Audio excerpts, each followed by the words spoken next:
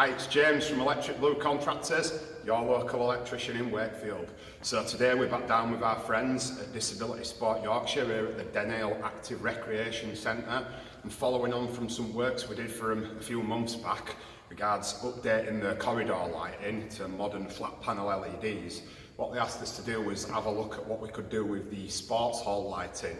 The current lighting that's installed is a bit archaic. It's all old fluorescent light fittings, so when the bulbs go, obviously at the height that these are, it's very difficult to get up there and change the bulbs all the time. So what we're doing is we're fitting some modern low bay LEDs with three-way switching, and we're going to bring the lighting right up to the 21st century.